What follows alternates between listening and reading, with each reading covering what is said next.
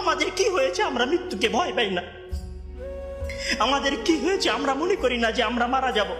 পৃথিবীর সর্বশ্রেষ্ঠ মানুষ, সর্বশ্রেষ্ঠ রাসূল দুনিয়া থেকে বিদায় নিলেন, তার সাহাবীদেরকে ছেড়ে তিনি দুনিয়া থেকে চলে গেলেন, উপরের জগতে পাড়ি জমালেন। আমাদের কি হয়েছে যে আমরা বিশ্বাস করতে চাই না, আমরা প্রস্তুতি গ্রহণ করি না মৃত্যুর জন্য? আমি আপনি কি মনে করি যে আমরা চিরদিন বেঁচে থাকব?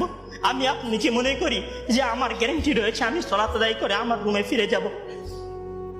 বিশ্বাস করুন হে আমার ছাত্র ভাইয়েরা, অবশ্যই আমাকে আপনাকে একদিন মৃত্যুবরণ করতে হবে, আমাকে আপনাকে একদিন এই দুনিয়া ছেড়ে চলে যেতে হবে।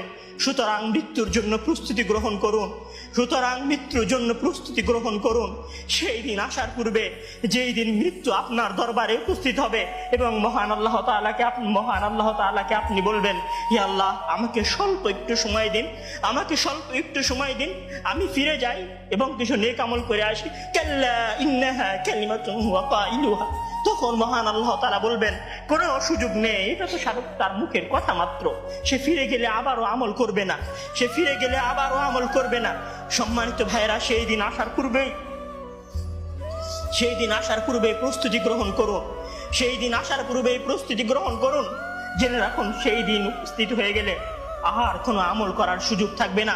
সেই দিন উপস্থিত হয়ে গেলে কবরের নাজাত পাওয়ার জন্য আর কোনো কিছু করার সুযোগ থাকবে না।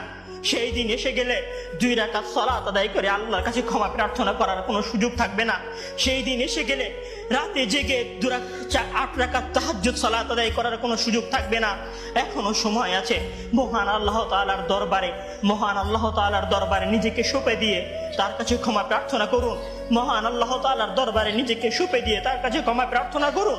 মানুষের সাথে কোনো ভুল থাকলে সে ভুলের ক্ষমা চেয়ে নিন। মহান আল্লাহ তাআলার সীমা লঙ্ঘন করে থাকলে মহান আল্লাহ তাআলার কাছে ক্ষমা চেয়ে নিন। সেই দিন আসার পূর্বেই যদি সেই দিন এসে যায়, সেদিন আর কোনো লাভ হবে না, সেদিন বেঁচে থাকার আর কোনো সুযোগ হবে না, 1 সেকেন্ড সময় আপনাকে বেশি দেওয়া হবে না। সম্মানিত ছাত্র ভাইয়েরা, মৃত্যুর জন্য প্রস্তুত হন। মহান আল্লাহ তাআলা আমাদের সবাইকে মৃত্যুর জন্য প্রস্তুতি গ্রহণ করার তৌফিক দান করুন। আমিন।